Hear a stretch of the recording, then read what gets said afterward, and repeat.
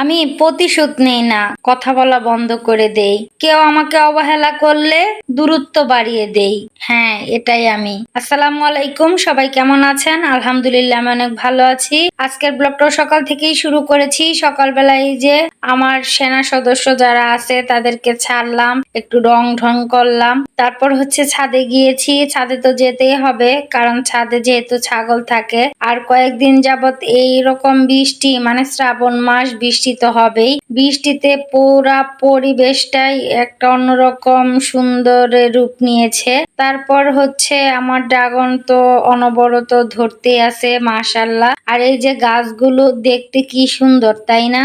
এগুলো হচ্ছে পাতাবাহার ফুল গাছ মনে হয়, ভাই দিয়েছিল।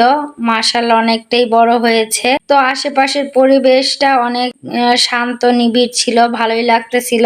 আর এই যে ওনারাও হচ্ছে দাঁড়িয়ে বসেছিল। পরে সকালের নাস্তায় খিচুড়ি রান্না করেছি, তারপর আবার খিচুড়ি স্বামী সন্তানকে দিয়েও দিয়েছি। তারপর একদম দুপুরবেলা চলে এসেছি রান্নাঘরে। রান্না করব হচ্ছে কবুতরের মাংস।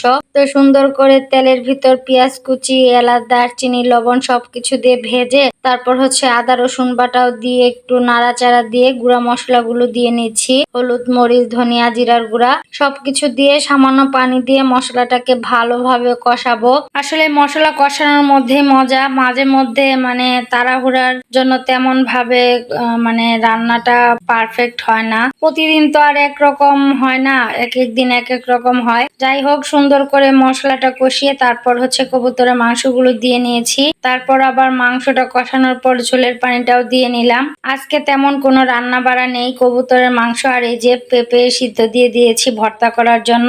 আমার কবুতরের মাংস একদম হয়ে গেছে, এখন হচ্ছে নামিয়ে ফেলবো। মাশাআল্লাহ, অনেক লোভনীয় হয়েছে। এখন হচ্ছে পেঁপে ভর্তার পালা। আমি তেলের ভিতর কয়েকটা শুকনা মরিচ মানে দিয়ে দিয়েছি, তার ভিতর পেঁয়াজ রসুন দিয়ে একটু জিরার গুঁড়া দিয়ে সুন্দর করে ভেজে নিচ্ছি।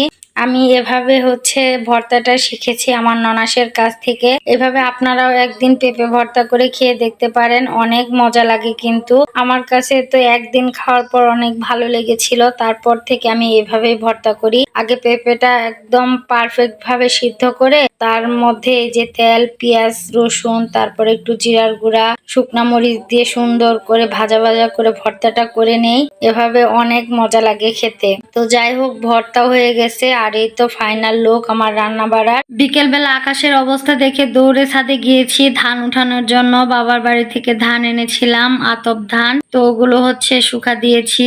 আর তারপর হচ্ছে রাতের বেলা ছেলের জন্য একটু চিকেন রোল ভেজে নিচ্ছিলাম। আসলে ছেলেটা মানে সন্ধ্যার সময় এটা ওটা খেতে চায়। আর আমি যেহেতু গ্রামে থাকি, হাতের নাগালে তেমন চাইলেও কিছু পাওয়া যায় না। তো এর জন্য ঘরে যা থাকে তাই দিয়েই হচ্ছে কিছু বানিয়ে দেওয়ার চেষ্টা করি। আর চিকেন রোল গুলো মাশাআল্লাহ অনেকটাই লোভনীয় লাগছে দেখতে।